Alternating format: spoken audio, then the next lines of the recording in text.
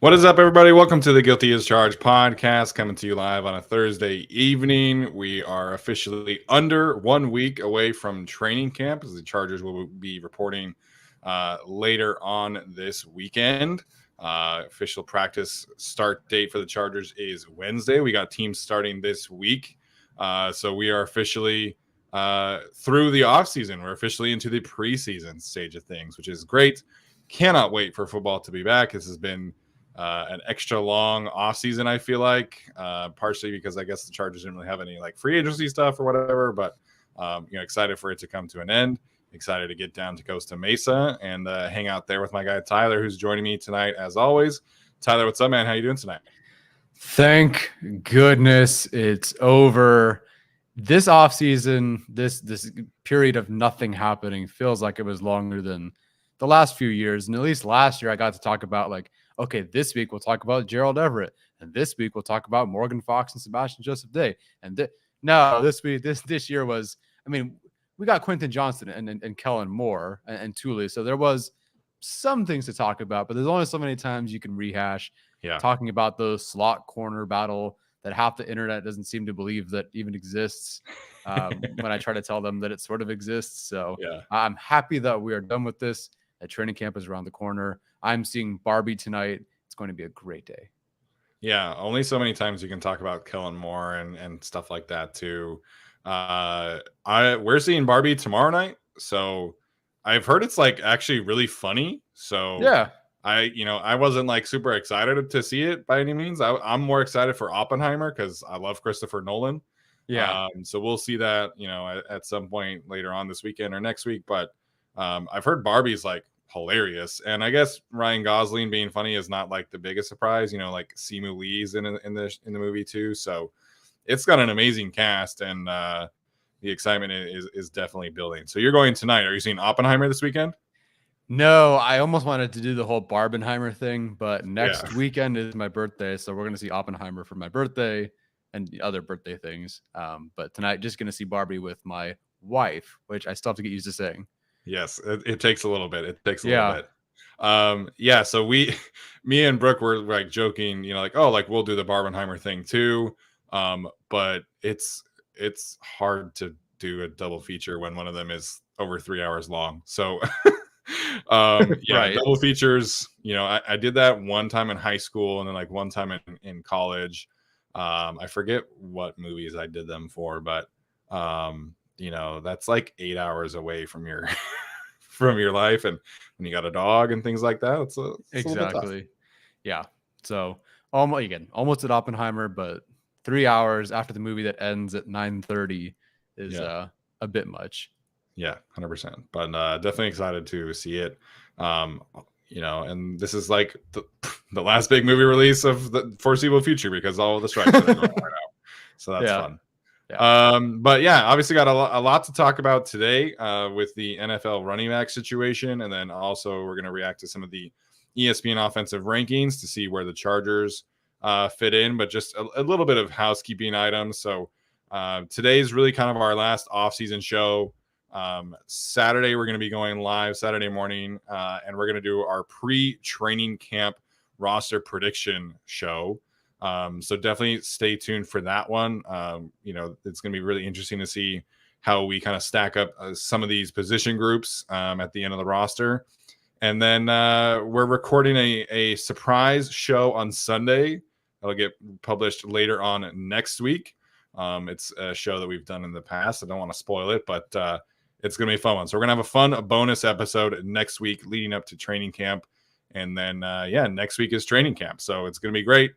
Tyler and I are going to be down at the Back Together practice on Saturday. So if you want to say what's up to us next weekend, make sure and do that.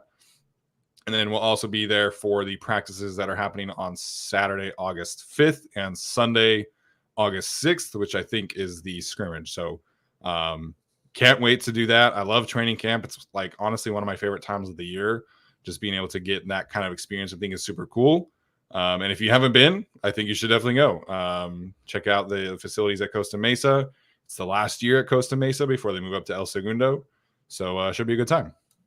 Yeah, it's always a fantastic time. It's very, very simple once you get used to going through the whole thing. You know where to park. If you haven't been, do it. This is the last time they'll ever practice here. So give it a shot. It's very easy to get in, very easy to get out. There's a lot to do, surprisingly. Now, I'm very hyper focused. I go walk right in, right to the bleachers on like the fifth row, right side, because the pole's in the way. You don't want to go too high. So that's what I do. But there's a lot of stuff, a lot of games, a lot of food, drinks, vendors, and stuff like that. So yeah, have fun. If you see us there, please say hi. If you don't, that's totally fine. I'll never know. The only thing is, and this is my biggest fear, this sounds like a douchey thing to say, but so many people say hi throughout the years. I forget everybody's name, dude. Like, Yeah. I feel really bad, but there are so many people who are like, hey, man, I saw you 2 years ago on the third practice. And I'm like, sick, dude. I really like, and some people have different names than their actual names and Yeah. or whatever, or in Yeah. the chat. So unless like I know Steven and like Arjun and some of the Locked On and Chargers Unleashed guys, but I'm so sorry if I don't know who you are just by looking at you. Yeah. But I know the interactions. Yeah, one thing I think we should all do at training camp one year is get those name tags and put like our Twitter handles on the name tag, because you know we love hanging out with you guys and meeting you, like Tyler said, but sometimes the names are tough. Like I'll ask people, they'll like introduce themselves. I'm like, okay, like what's your Twitter handle? Like do you have your name in your Twitter handle? And then they'll be like, oh no, I'm Herbert season 2020 or whatever, you know. So it's going to be a lot of fun. I love meeting people at training camp. You know, it's one of the coolest experiences as a fan, because it's just you. And, you know, there's probably like 250, 300 people there who go each time. And so it's much more unique fan experience than I think people are used to when it comes to football. And like, if you stand right in the fence line, like you're going to be like 10 yards away from Keenan Allen doing receiver drills and like, you know, all that stuff. I think is just, it's a very unique experience that I think fans should experience, and you know, take your kids too. Like I said, it's a great way for you to you know, experience some football without having to pay for the regular season prices, which I know can be tough. So definitely recommend it to go check it out. Yeah, go check out the running backs before they go on strike. Hopefully that doesn't happen during training camp. So nice little segue. Obviously the running back situation has been all the rage this week. Everybody is talking about it. For those who have not been paying attention, Josh Jacobs, Saquon Barkley, and Tony Pollard all were franchise tagged. There was a deadline that they had to get to in order to reach long-term deals, and none of those three running backs, reached long-term deals with their respective franchises. Obviously the Austin Ekeler situation, Dalvin Cook has been cut. Aaron Jones, Joe Mixon have taken pay cuts. There's just like zero movement in the running back market. And that led to all of the running backs kind of speaking out all at once. You know, Derrick Henry tweeting out that they should just remove the running backs from the whole sport. You know, Josh Jacobs tweeting out several different things about his experience negotiating with the Raiders, saying it was never about the money. It was always about the long-term security, and just like how the Raiders were not really moving or budging or willing to negotiate with him. Obviously, Austin Ekeler has been very vocal about his situation. Jonathan Taylor tweeted out some things because he's obviously kind of due up for an extension here soon.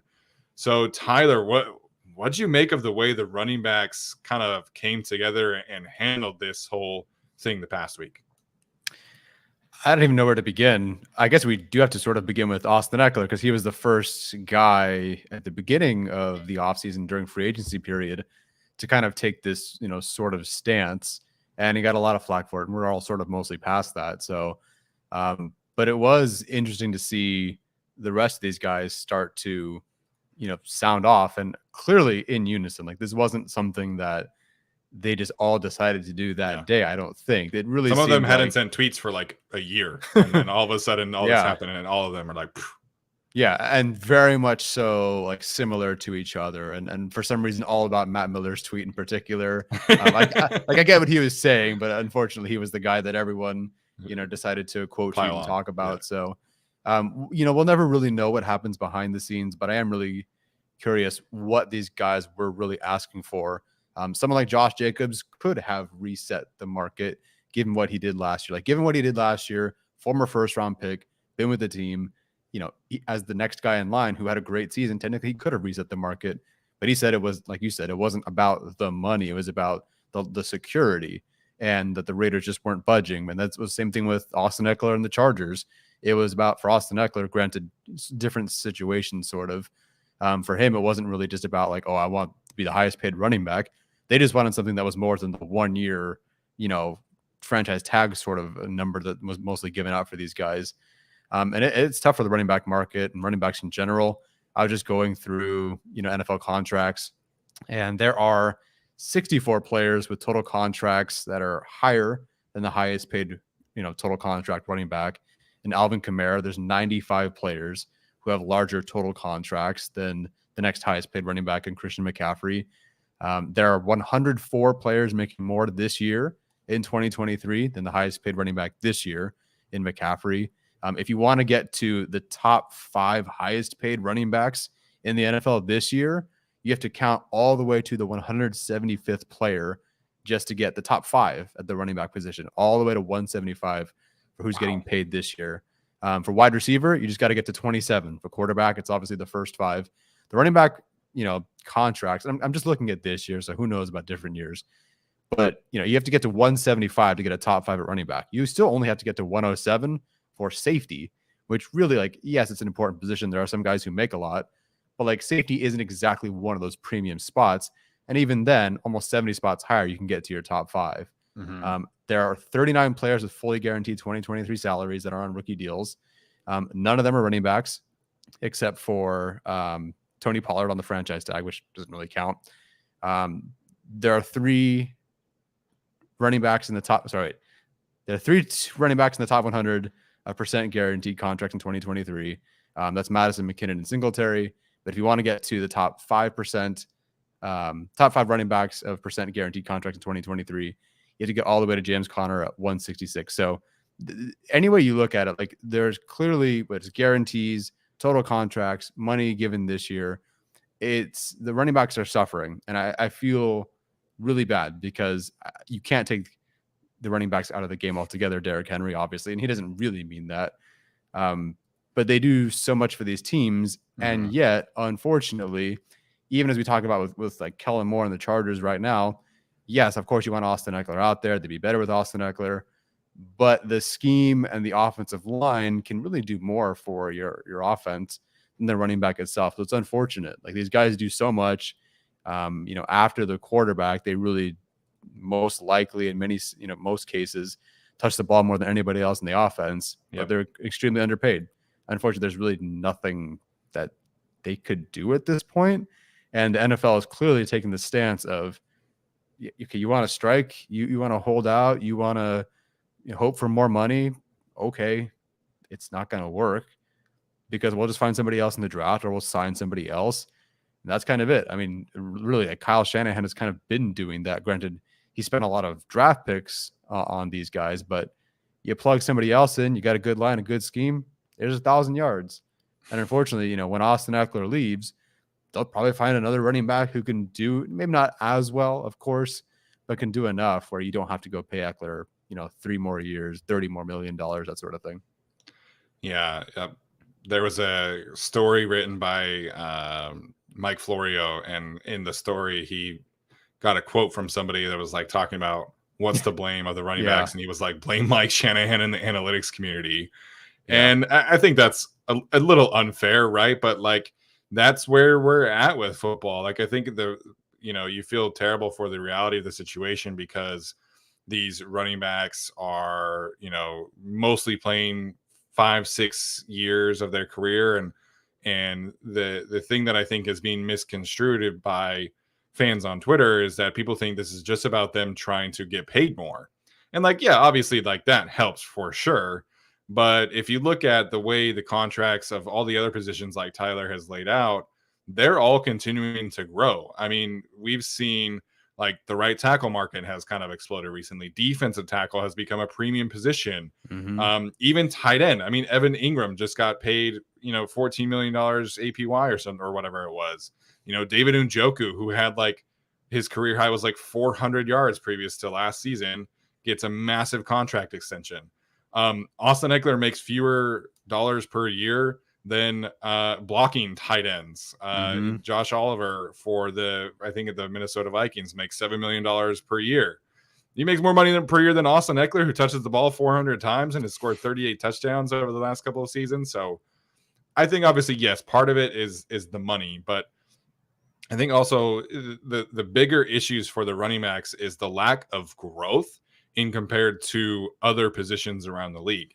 And, you know, we all work, right? Like we all feel like we have value and contribute to whatever employer we have. And it's like, put yourself in their shoes where, you know, if, you know, Tyler and I are both educators, right? So like Tyler, the science teacher makes, you know, X amount of money each year, but Steven, the English teacher, makes less money, but they do the same kind of work, right? Like you would feel a certain way too. And so it's about the lack of growth. The franchise tag value for running backs has actually decreased over the last 10 years.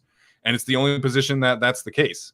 You know, franchise tags for every other position have, you know, gone up by 40% in the last 10 years, and running back continues to go down. And then also just like contract structures, like all of these running backs hit free agency after their prime is up, you know, because most of their primes are spent on these rookie contracts. You know, Saquon Barkley gets a 5th-year option and then a franchise tag, and his prime's probably over. You know, people will point to the fact that running backs are so replaceable, and they'll use guys like Isaiah Pacheco and stuff like this. Isaiah Pacheco was a 6-year senior. He's never going to hit free agency. He's going to hit his prime next year probably. And I know he's injured, but, you know, a guy like him hits his prime in his 2nd season.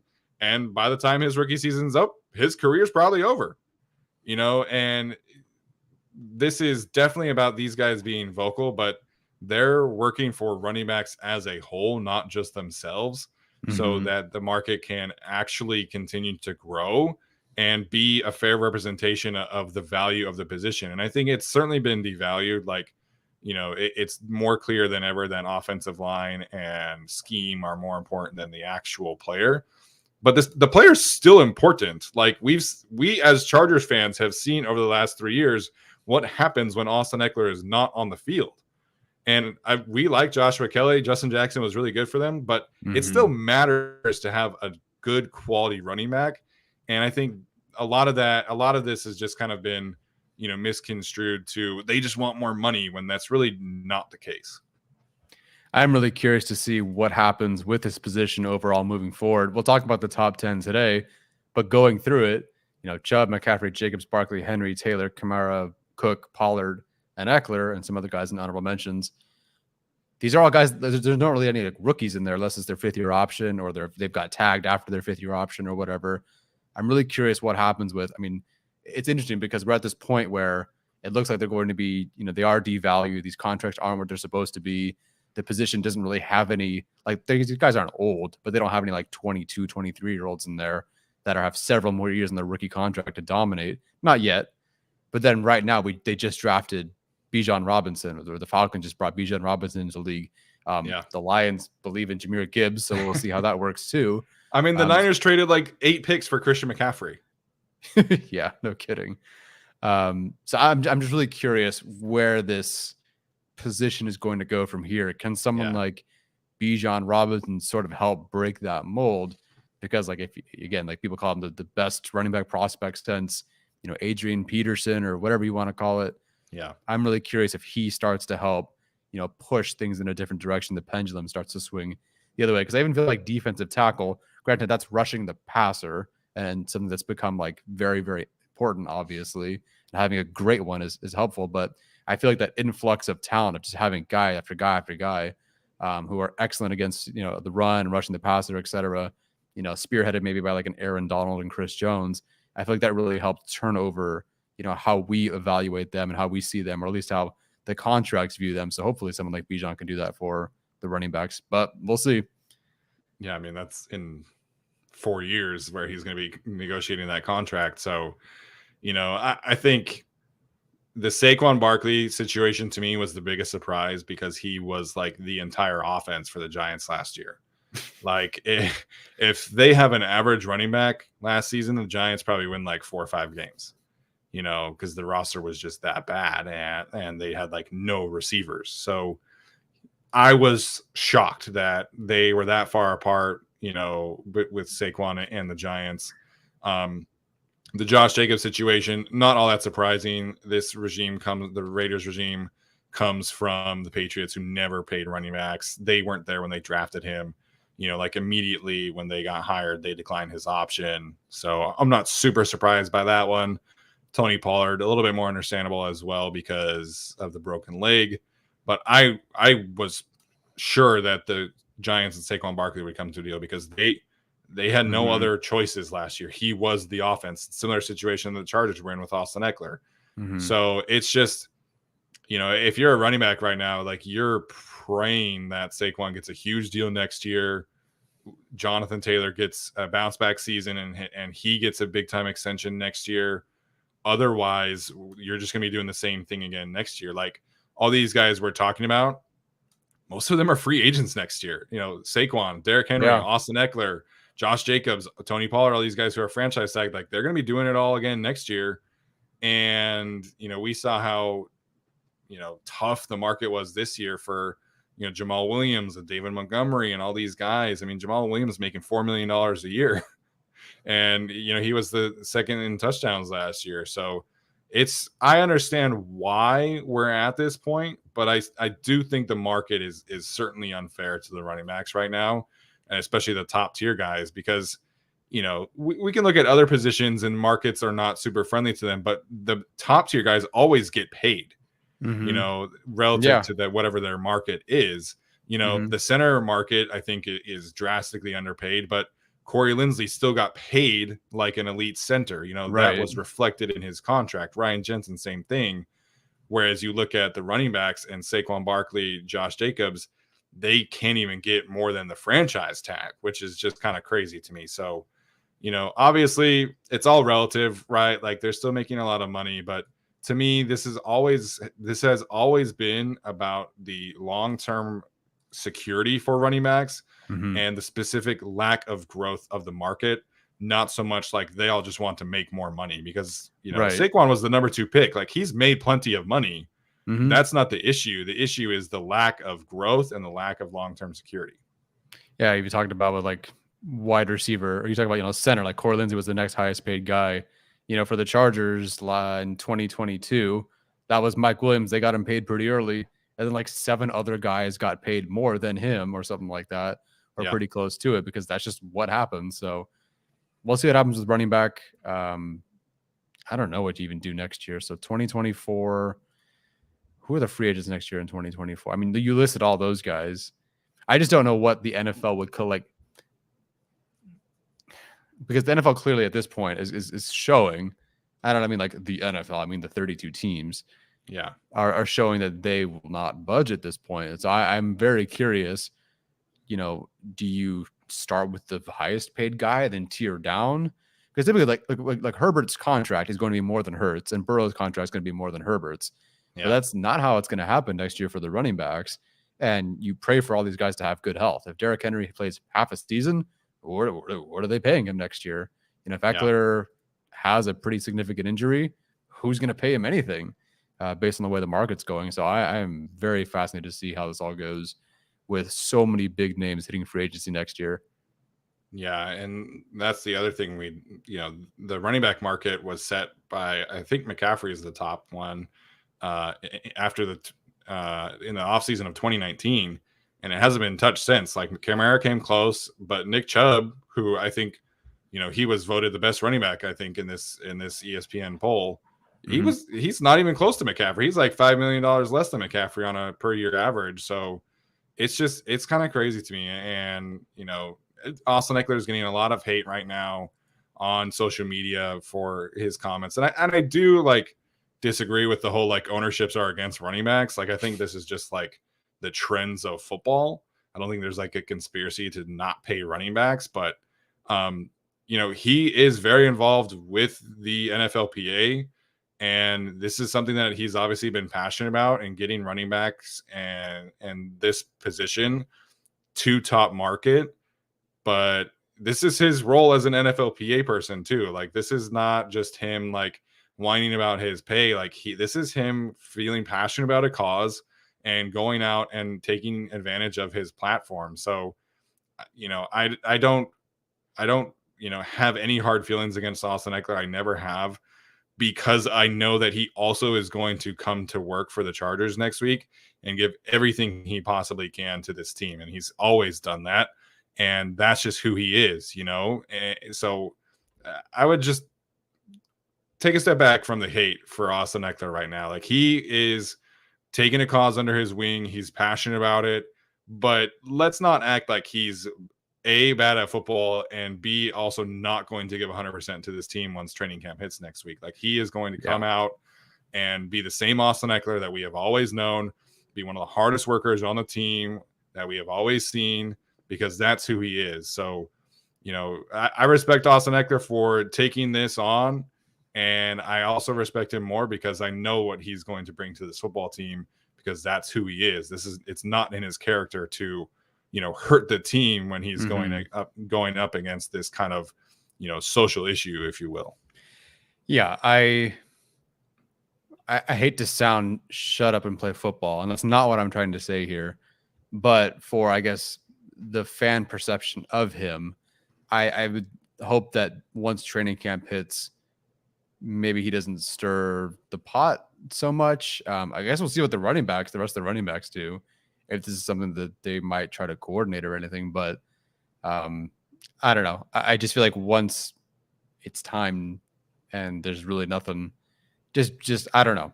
I don't want to sound like I'm saying shut up and play football here, and that's not what I mean. I get what you're saying. That training camp is training camp, and that's what the focus is. I get it. Yeah, basically. And I think just for his own his own perception in the eyes of the fans, fight the battles, do what you got to do.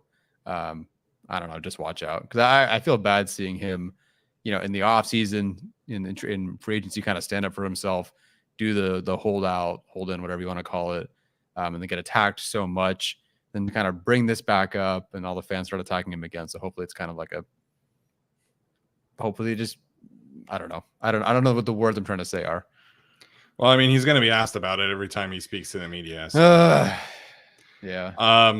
He had a camp down in Carlsbad yesterday. There was a pretty large turnout. So, I think people will be positive at camp about him, but it is what it is. But like Alex is pointing out here, 3 centers have broken Corey Linsley's contract number since 2021.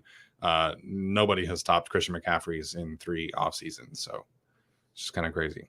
So like I said, if you're a running back, you're praying that Jonathan Taylor gets a huge deal, because you just need some positive momentum and you need somebody else to carry that torch. But we'll see what happens. So Tyler, any other thoughts on the running back situation and maybe how Austin Ekeler fits in? No, honestly, I think at this point, there's nothing that's going to be resolved this year or even in the next few years, but certainly not this year. So unless there's more news to be talked about, I think this is kind of it. Yeah. All right. Before we dive into the ESPN rankings, have to bring up our good friends from Caldera Lab, the best in the business when it comes to men's skincare. So if you are trying to look your best at training camp in the next couple of weeks, make sure and check them out. You can use the code GUILTY at checkout for 20% off your order. All purchases that you guys make do really help out the show as well. So even if you don't use it and you just want to help support the show, that's a great way to do so. Again, that's calderalab.com. You can use the code GUILTY at checkout for 20% off your order. Best skincare in the business for men, which is certainly a growing market. So if you have some friends, you can refer them to the code GUILTY as well. And like I said, it does really help us continue to grow the show. And we really appreciate any support you can give us in that regard. Yeah, sometimes we get comments, what can I do to help the show? What can I do to help you guys? What specific platform should I support? Patreon, YouTube members, whatever. But sponsors are definitely a big way for us to continue to do what we do, to pay for people to fly out to games, to see games, to drive to this, get parking passes, etc. So not saying you have to go spend all your life savings on it, but if you'd like to get something for yourself, you'll also be helping us out. Yeah, 100%. All right, Tyler, let's get to these ESPN NFL rankings. We'll be a bit quicker today. Last episode, we spent basically the whole hour on them. Today, we don't have that kind of time because we're already at a half hour, but going to be a fun one. I think interesting rankings for where the Chargers ended up. Do you have quarterback on here first? I do.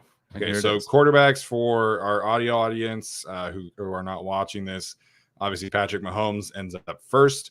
Last year was second. His lowest ranking this year was second. Joe Burrow finished second in this year after being fifth last year. His lowest ranking was sixth. Josh Allen third. His highest ranking was first. So Mahomes, Burrow, and Josh Allen each got first place votes. Josh Allen was third last year, third this year. Aaron Rodgers, who was first last year, it checks in at number 4. His lowest ranking was number 8. And then Justin Herbert, our guy, checks in at number 5. His highest ranking was second. Lowest ranking was 9th. And last year he was 7th. So he's up 2 spots from last year. Number 6 was Jalen Hurts. His highest ranking was 3rd. Lowest ranking was 10th. Last year he was not ranked in this exercise. Lamar Jackson checks in at 7th. His highest ranking was 4th. Lowest ranking was unranked. Last year he was an honorable mention. And then Trevor Lawrence jumps all the way up from unranked after his rookie season to number 8 overall. His highest ranking was 4th. His lowest was unranked. Dak Prescott at number 9. Highest ranking for him was 9th. Lowest was unranked. Last year he was 10th. And then rounding out the list in terms of the top 10 is Matthew Stafford. Highest ranking 5. Lowest ranking was unranked. And last year he was 6th. So Tyler, outside of Justin Herbert, what's your takeaway from this top 10? The 1, 2, 3 isn't a surprise. If it were Allen and Burrow, fine. That would have been understandable. But Mahomes, Burrow, Allen, that makes sense. I will say where Herbert was listed is kind of like the most boring thing that could have happened. There's nothing. He wasn't very high and he wasn't very low. Like, this actually feels kind of right considering, yeah, he had a pretty solid season, but wasn't like a great one. The big wild card was going to be Aaron Rodgers because I could have seen him, third. Someone voted him second. And I could have seen him at 9th. It depends on, where do you view him, where he was specifically last year, then where he's going to be now with the Jets. So him at 4, I guess not a surprise. And again, he was back-to-back MVP a couple of years ago. So not too far removed, but we'll see. The one that I wasn't also sure about was Jalen Hurts because it felt like, I think even in the MVP odds and then a couple other rankings we had seen, Hurts was ahead of Herbert, basically coming down to he went to the Super Bowl sort of thing. The Eagles were a better team last year. So I figured maybe that would be there, but Herbert here is totally fine. And the last thing I'll add is that Patrick Mahomes being voted even second, which is still really good. Yeah. But the fact that there are multiple people who put Patrick Mahomes second is a surprise. He's just clearly a tier better than everybody else right now. You can blame Andy Reid. You can blame Travis Kelce as well. Like, oh, it's all because of them. Whatever, man. Like, he's clearly the best quarterback in the league right now. But I don't know. Maybe the Bengals and a Bills somebody voted for Mahomes too or something. I want to say it was like an NFC scout who still was like, yeah, I'm not too sure about his pocket presence or some bullshit. But yeah, these rankings are always hilarious to me about like the lowest ranking versus highest ranking. And, Mahomes having 2 is bad, but like, somebody did not even put Lamar Jackson in honorable mention, and Dak Prescott is honorable mention. It's like, okay, like if you think there are 15 quarterbacks better than Lamar Jackson, I don't really know what you're doing here. So it's just as funny to me. I was a little surprised that Hurts and Lawrence didn't get more like, well, we want to see another year of it kind of treatment because that is how I feel personally, but I feel like that was the case for after Herbert's rookie season. It was like, well, it was great, but we want to see him do it for like another year. And so I was a little surprised there. Aaron Rodgers is definitely the most difficult quarterback to place right now. Last year was pretty bad. It was pretty bad in comparison for his usual standards. And you just don't know what kind of version you're going to get this year. So he was tough for me. I wouldn't have him number 4 personally. But I understand why NFL executives kind of rely upon what he's done in the past. In terms of Herbert, I feel like this is a fair ranking for him. Yeah. I'm not a quarterback wins guy per se, but I think we've gotten to the point where playoff track record does matter when you're talking about him being in a challenger for the leader of the second tier versus Burrow and Allen kind of thing. I do think the way that we've seen Burrow and Allen perform in the playoffs does give them a bit of a different edge. And that's not all of Herbert's fault, right? He was injured. We've talked about that a lot. He just needs more opportunities. I think that's it. But, definitely is a top 5 for me. I think like worst case scenario for Herbert should be 6, in my opinion. Yeah. But 5 feels fair. I think once he gets more playoff opportunities, I think he'll shoot up this list. We've talked about it on this show before. We think he's going to put up huge numbers this year. Getting back healthy, I think, is massive for him. But 5 feels fair after last season, and I was surprised it wasn't a little lower after the injuries and the low ADOT and how much publicity his poor play got last year, even though he was injured. Yeah, I mean, even the highest ranking of second is a surprise. Do I think that Herbert could be the second best quarterback behind Mahomes? Sure. Like we could all easily make an argument for that, but I'm surprised that someone would actually looked at last season and voted him there. So, I mean, yeah, like you said, it feels fair. I was honestly surprised that maybe it wasn't a tiny bit lower like you were, because he wasn't healthy. So I think that other people would vote differently. I do think that Herbert and the Chargers, for everyone's sake, but for just rankings, which don't matter, but for Herbert's legacy, I guess, in the short term, they do have to start winning some games, because if the Jaguars take a step forward and Trevor Lawrence takes a step forward, it seems like they will, he'll jump Herbert. If Hurts goes to the postseason again, has a couple of wins, he's going to jump Herbert if Herbert doesn't win. Like Lamar, the Ravens should be the best offense they've been in a while. So you could potentially see where Herbert starts falling to 8, 9 or so. And that's not even relative to his, what he can do on the field. Again, one of the most talented guys here. But if everyone else is a little better in EPA per play and they have the wins and the stats are similar enough, like Herbert's going to start tumbling down this list. So it really goes either direction, but I do think it's positive heading into next year.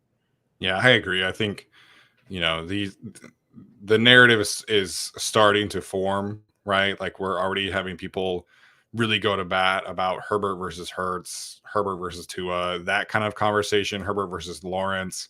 If the Jaguars win a couple playoff games, Lawrence has that, number 1 draft pick cachet to him. He has that like best quarterback prospect since like Andrew Luck and John Elway that people believed. So, if the Jaguars make a playoff push, like and the Chargers don't, then he's going to be ahead of him too. So yeah, I don't think like legacy is way too early, but like perception of Herbert is kind of teetering, where if the Chargers don't win some playoff games, then he could kind of go down this list a little bit more, even though we all know that Justin Herbert is a stud and he deserves to be higher on this list. But it is what it is. It'd almost be like an association thing too with the Chargers franchise. Like, oh, it's Dan Fouts. Oh, it's Phillip Rivers. Oh, here's now Justin Herbert. Like, again, Herbert will put up better numbers than either of those guys, but it's just kind of this Chargers thing of, you're probably one of the best quarterbacks in the league. You just haven't gotten it done. And that's not always fair to the quarterback. Again, neither of us are very much quarterback win sort of guys. I hate the notion that someone could throw 45 touchdowns in one game, and if they lose, they're a loser. Which is basically the argument. If they lose, no matter what they did, they're a loser. So we'll see. The good news is, if you look at the honorable mentions and the other guys who received votes, I don't see any danger in Herbert falling past like 9, even with a kind of iffy season next year. I just don't really see him. We can jump to those guys like Kirk Cousins, Jared Goff, Derek Carr, Tua, Kyler, Daniel Jones, Fields, Geno Smith. I just don't really see those guys jumping up into the top 7 or 8 this, maybe Deshaun, but I don't know how the league would vote for him. Yeah, Deshaun's really the only one, because Jared Goff would have to have like an amazing season, and the Lions would have to go on like a great playoff push to really make that list. Maybe Tua, but I think there's always going to be kind of that doubt about, like, from a league-wide perspective, like how much of his success is driven by having the 2 fastest receivers in the league and having a guy like Mike McDaniel kind of scheme up plays for him. Kyler's not going to be healthy, maybe Fields, but he's got a long way to go as a passer. I saw this teaser that he's going to be in the top 100 Did not which I expect think that. is kind of crazy. Like I like Justin Fields. He was my one of my favorite quarterback studies in that class. Granted, it was him and Trevor Lawrence, but he was one of the worst passers in the league last year if you look at most statistics. So like guy needs some work. He's a great runner, but like needs some work. Yeah, definitely. All right, moving right along here, we'll go to the running backs quickly. Very running back heavy, so I don't know how much we'll talk about this, but Nick Chubb, Christian McCaffrey, Josh Jacobs, Saquon Barkley, Derrick Henry, Jonathan Taylor, Alvin Kamara, Dalvin Cook, Tony Pollard, and then Austin Ekeler rounds out the top 10. So last year, Austin Ekeler was honorable mention in this poll. This year, he gets up to number 10. Tyler, what do you make of where he is placed on this list? What I have him behind Kamara, Cook, Pollard, I don't really know. But I'm glad he at least made the list this time, despite the fact that he was crushing it last year, didn't make the list, unranked, honorable mention, whatever. So yeah, a couple spots higher, maybe, probably not past like a Jonathan Taylor, maybe. But like Kamara, basically, they generally have like Ekeler and Kamara kind of have the same seasons. I don't think Kamara's hit like 900 yards in 3 years. I don't think he's ever hit 1,000 rushing yards. They kind of have that sort of dual threatness to them. And then Dalvin Cook, I almost feel like there's some bias there to him just being like, oh yeah, the running back that I should vote on the list, because to be completely honest, like if you look at the rushing yards that were expected and everything else, it's very negative, like one of the worst in achieving more than his offensive line was blocking for him. So this is probably it for Ekeler. I mean, I don't know if he'll do anything more this year that would warrant him moving up. I guess it would just take some other guys falling off. Like Cook's not signed with the team. So at this point, like I guess he would jump him. We'll see with Pollard. But yeah, well, this is a list that I think changes drastically next year because we'll have more tape of Dameon Pierce, Kenneth Walker, Bijan Robinson. Like the young running backs in the league are very, very good right now. I would have him ahead of Tony Pollard and Dalvin Cook. I think Tony Pollard, you can make an argument that for like 23 and beyond, he's better than Austin Ekeler. But Austin Ekeler, when we're talking about, 38 total touchdowns, we're talking about, over 1,500 yards from scrimmage over both of the last 2 seasons. Like Tony Pollard hasn't really done that. And Dalvin Cook, like you mentioned, I think is drastically overrated. So I wouldn't put him ahead of Kamara and Jonathan Taylor, even with the injuries. I just think those two guys are different kind of backs. All due respect to Austin Ekeler, I think is right there at number 8. So I think this is the last year we see him on this list, unfortunately, because I do think that there's a lot of backs coming up here in the next couple of years who will jump in. Aaron Jones not on this list was a pretty big surprise to me. Yeah.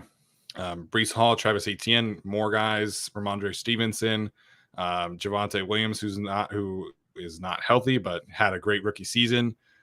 Najee Harris, who according to some is a better player than Rashawn Slater, Miles Sanders, and AJ Dillon. So, you look at this list and you think like, oh man, running back's in a really good state, and then you look at the contracts. So it's just kind of funny to like look at how talented the position is right now and then not see it reflected financially.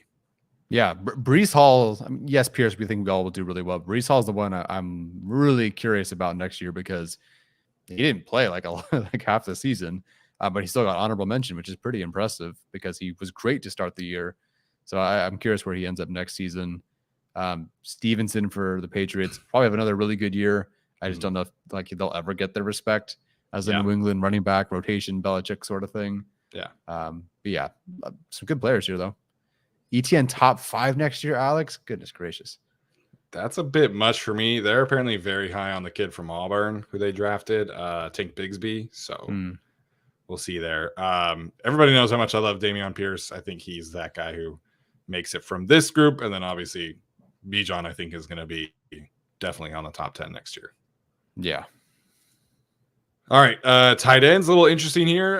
Travis Kelce. This is the first year that he was actually number 1 on this list, which I think is a little crazy to me. George Kittle, number 2.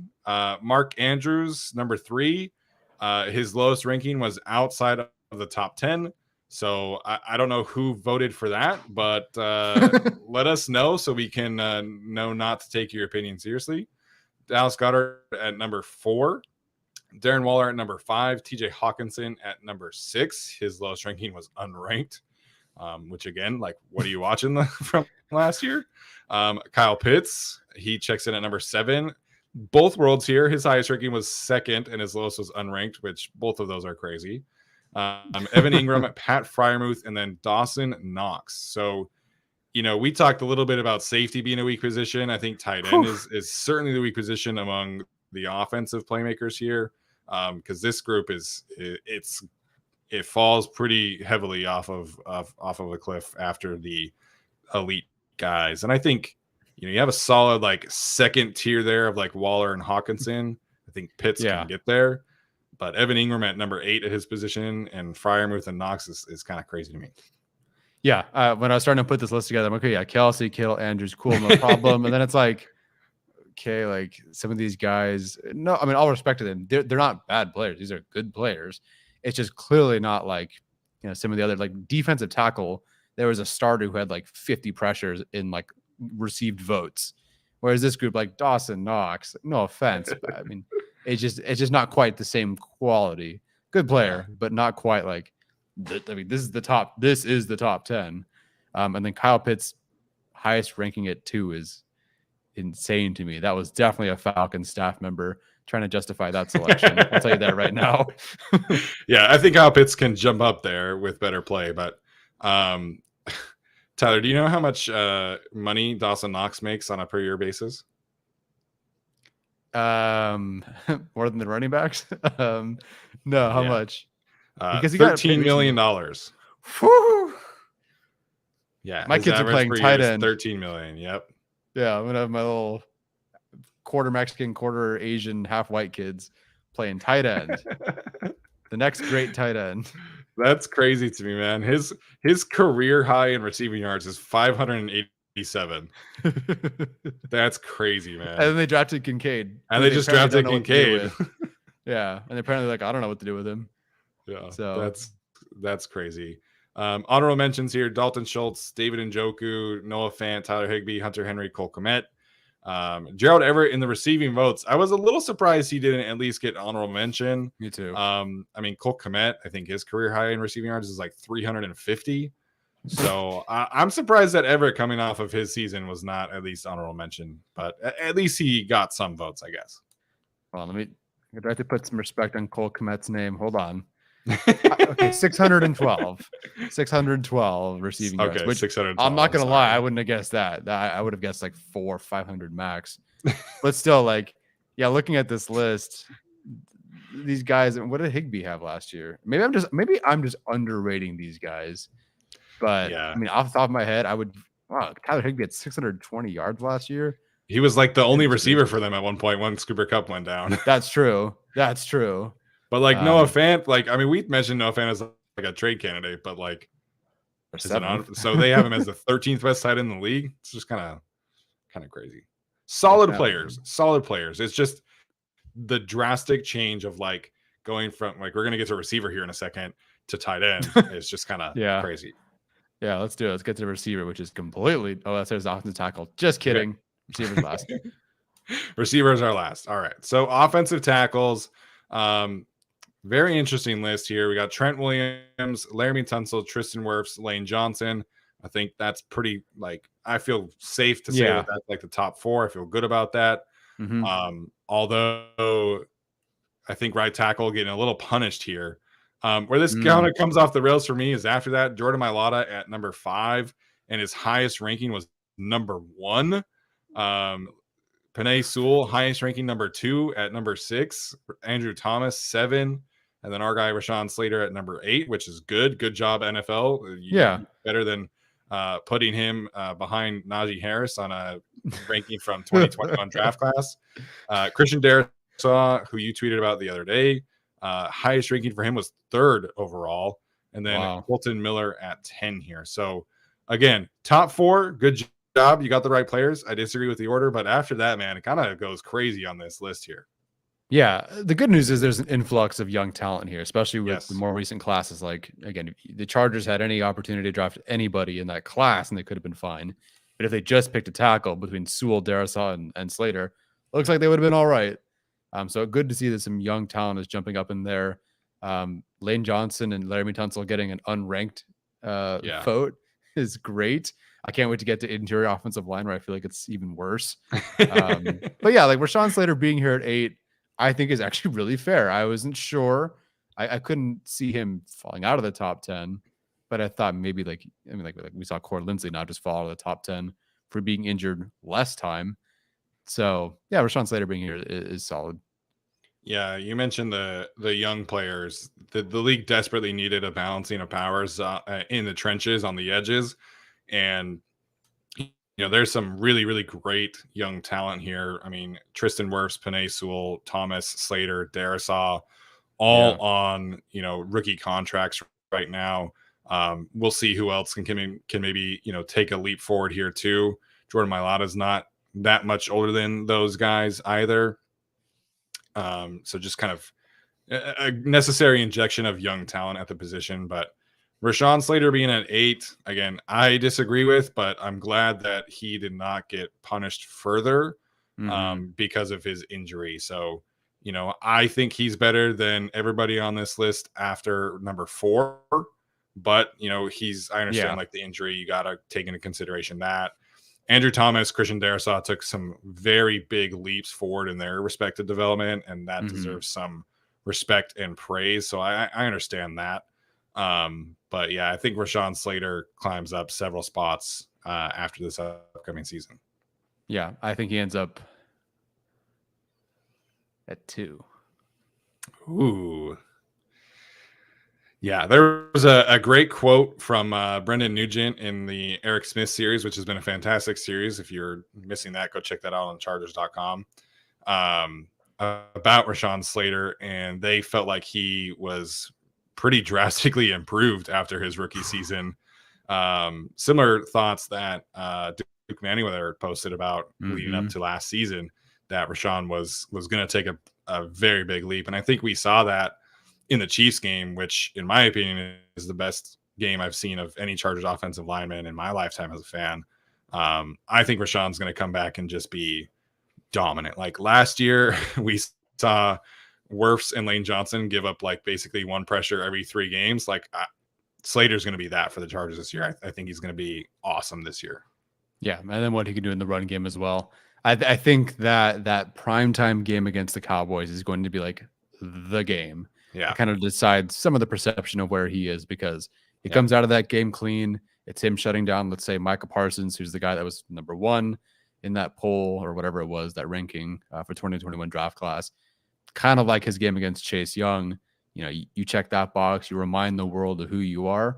Yeah. I think he's going to fly up this list. Yeah, and they get the Raiders before that game.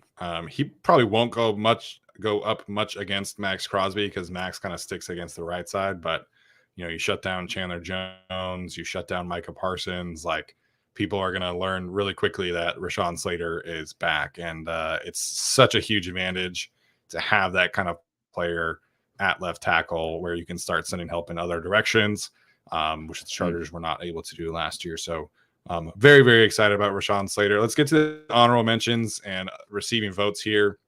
Ryan Ramczyk, Teron Armstead, both having injury-riddled seasons. David Bakhtiari as well. Tyron Smith as well. So some respect to guys who have done it in the past there. Brian O'Neill, another younger offensive tackle who's kind of been on the rise recently. And then receiving votes, Jawan Taylor, formerly of the Jaguars, currently of the Chiefs.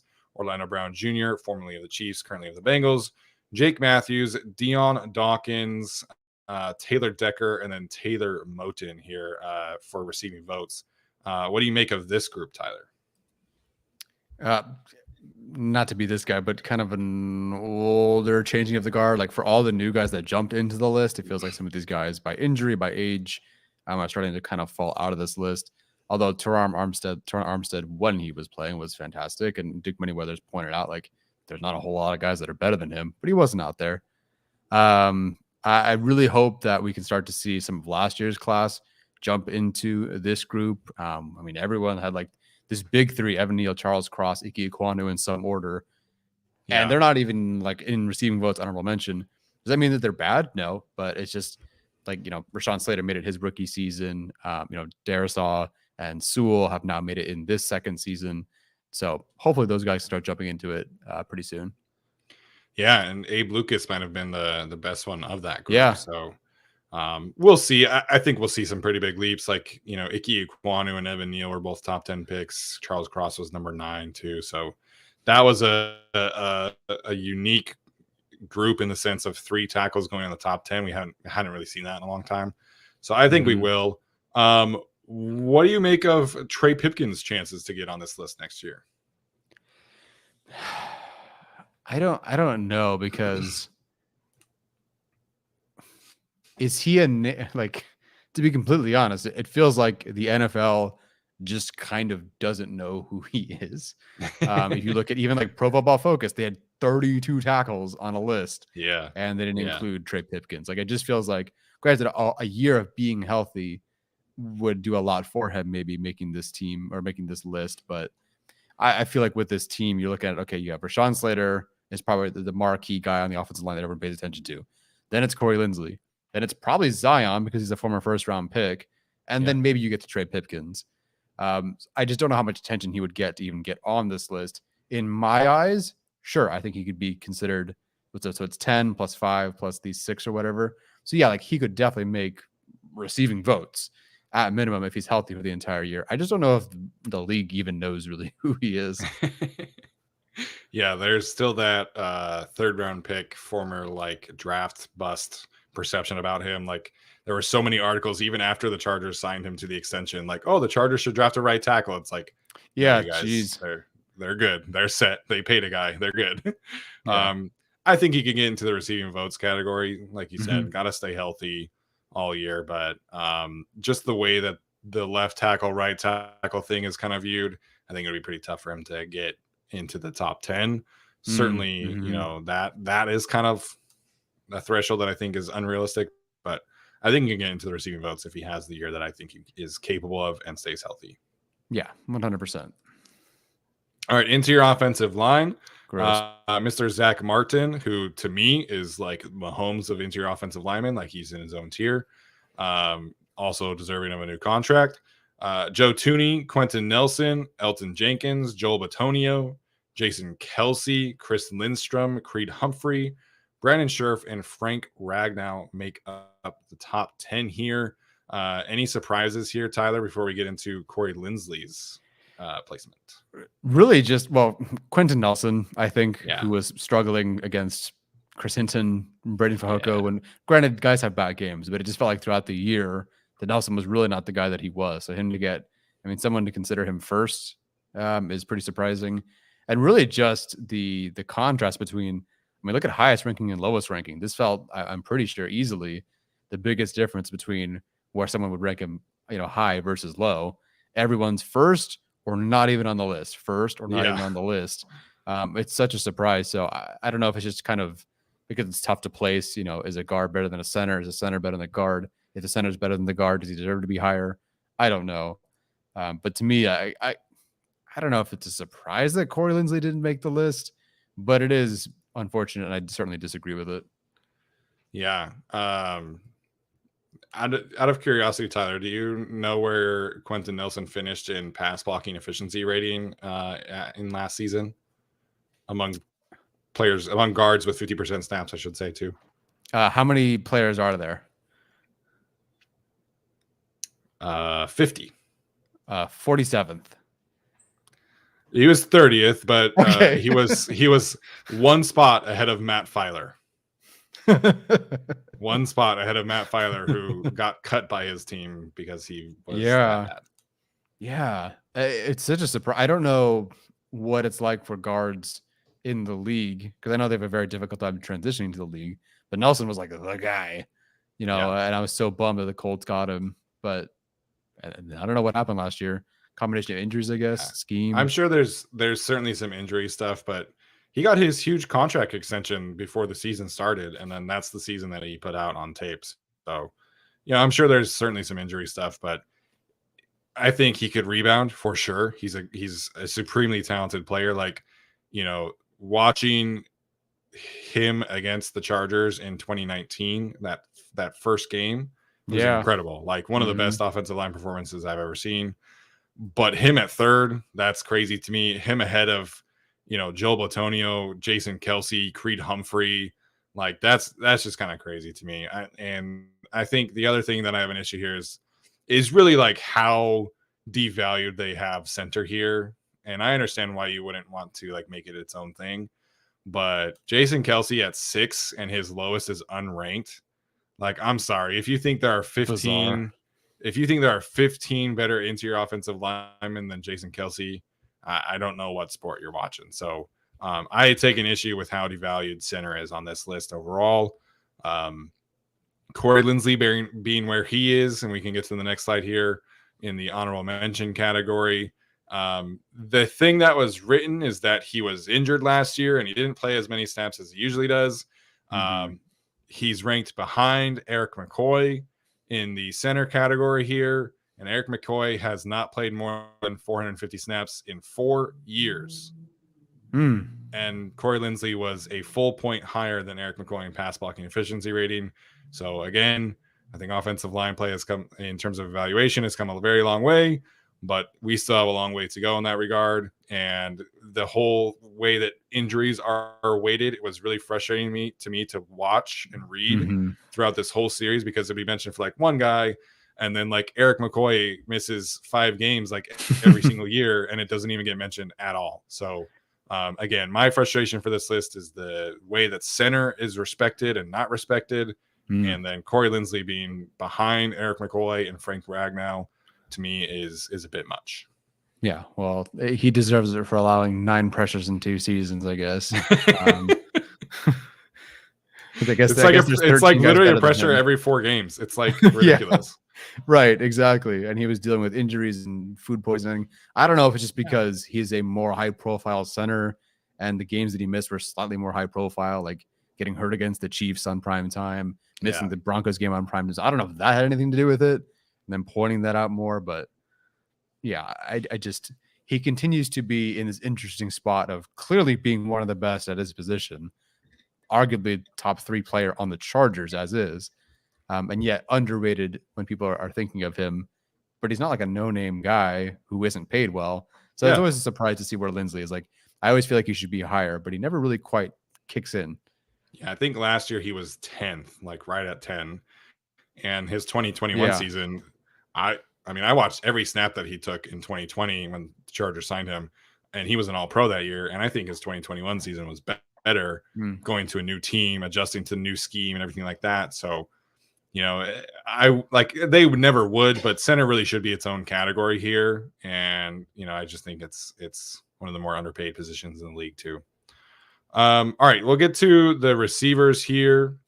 This is the last one of the offensive show, so thanks everybody for sticking around today. Top 10 goes as follows: Justin Jefferson, Devontae Adams, Jamar Chase, Tyreek Hill, Cooper Kupp, Stephon Diggs, AJ Brown, DK Metcalf, Terry McLaurin, and CeeDee Lamb rounding out the top 10. Everybody from Kupp to Lamb has their lowest ranking being unranked. So again, kind of a interesting thing. AJ Brown has a second place ranking. Cooper Kupp still has a first place ranking. Tyler, what do you make of this top 10?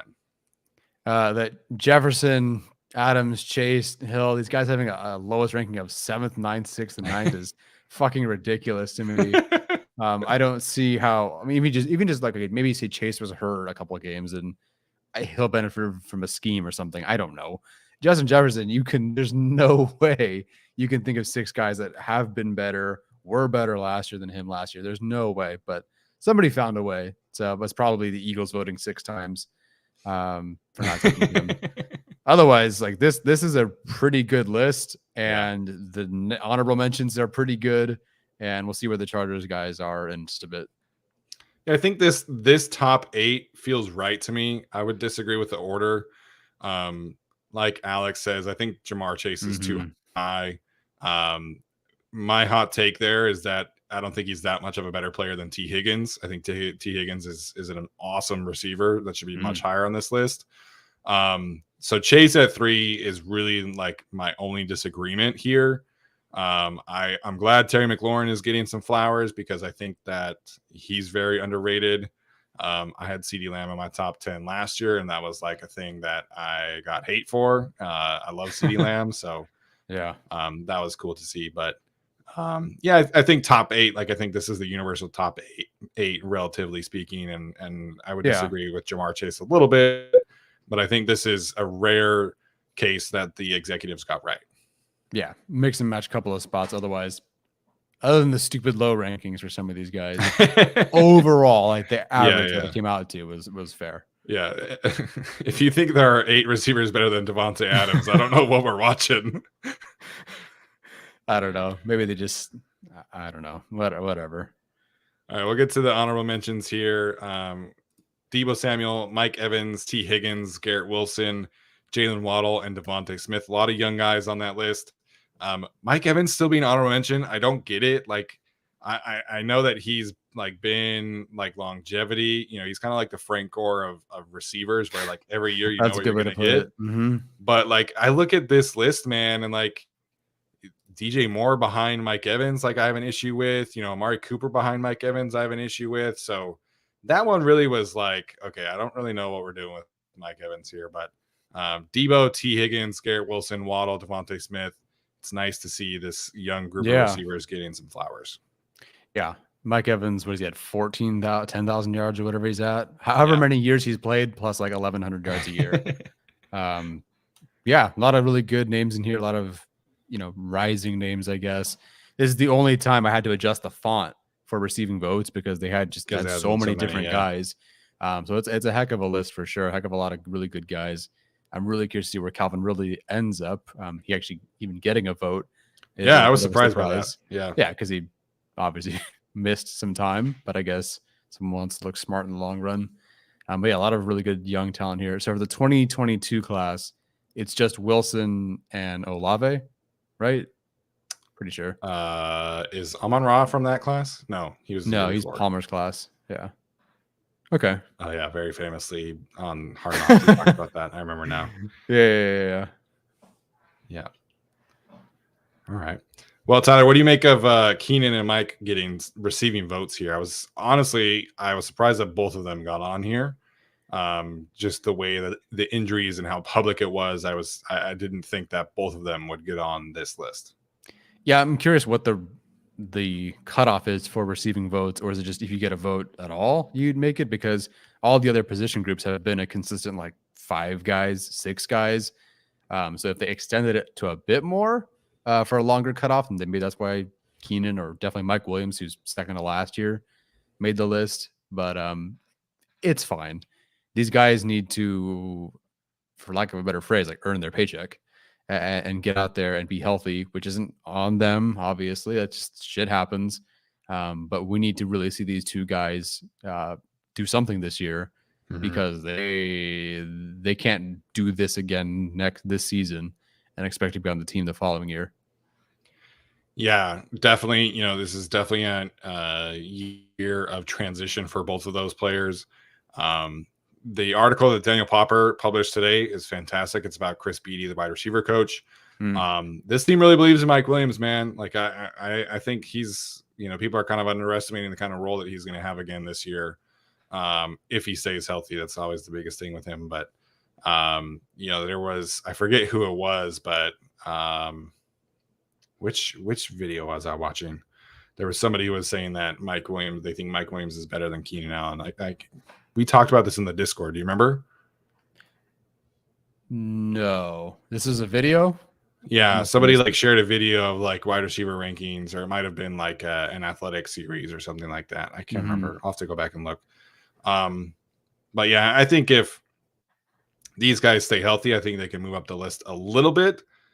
Top 10 is probably a bit much at this point. Like there's so many elite young players that I think it'd be tough for them to get into the top 10, but I think we could see at least one of them work their way over to the left and maybe move up a few spots there.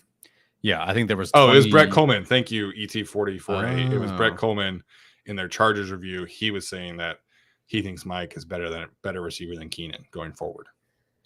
It's to me, and maybe you agree or disagree, it feels like I think Keenan Allen is better for this Chargers team and for Justin Herbert. I think the chemistry they have is irreplaceable. But I think if you were going to ask me who I would start an offense around, it'd probably be Mike Williams. Yeah, there's some age built into that too. But yeah, I guess I would see. So did he say Mike Williams was the better receiver, Yeah. or like should be the better receiver for this Chargers offense moving forward, or kind of both? I think just kind of both. Mm-hmm. So I think you can obviously make an argument that Mike Williams is more talented.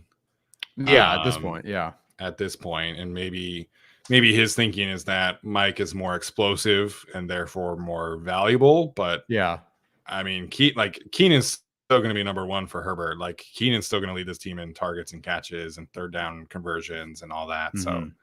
So, I guess maybe you're kind of discussing like explosive value versus, intermediate value kind of thing here. But both of these guys honestly end up pretty similar ranges in terms of yards and I assume both of them are around 1,200 yards ish.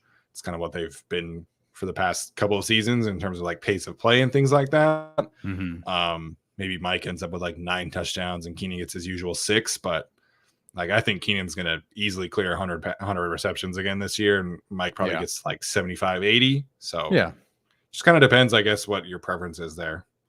there's also the potential that you drafted a receiver in the first round, so I think there's the kind of in a good way for the offense, it'll boost the offense. But in terms of rankings and the individual stats for total stats, there's kind of an anchor and a weight attached to both these guys, what they can accomplish with their ceiling, just because there's another guy who should take a lot of receptions. Yeah, and Josh Palmer is still going to be very much involved. Gerald Everett will be involved. Austin Ekeler will be involved. There are certainly a lot of mouths to feed on the Chargers. Yep. All right. It was a longer show than I think we planned, but I think didn't expect that at all. Necessary conversation about the running backs, and I think some good conversation about where the Chargers offensive players end up. So if you guys are watching this, let us know what you think about where the Chargers players ended up in the rankings. I'm curious if anybody has any maybe like potential solutions to the running back situation. I've seen some interesting dialogue out there on social media so far about how the NFL and the players could maybe kind of rectify this problem. So if any of you feel like tackling that kind of issue, shoot us a couple comments and we'll have some dialogue maybe. So Tyler, any final thoughts before we head out for the evening? No, I'm actually excited to leave because that means I won't have to talk about the stuff behind us. We get to talk about the real football ahead of us. Yes. And that's exciting. Yes, very exciting. As I mentioned before, we're going to have our pre-training camp roster prediction on Saturday. And then next week, it's all about training camp, man. I can't wait to get down to Costa Mesa next weekend and see all of you guys. Definitely feel free to come up and say hello to us. And stay tuned for Saturday's show and our bonus episode that will be dropping next week as well. That's going to do it for us tonight. We'll see you guys later.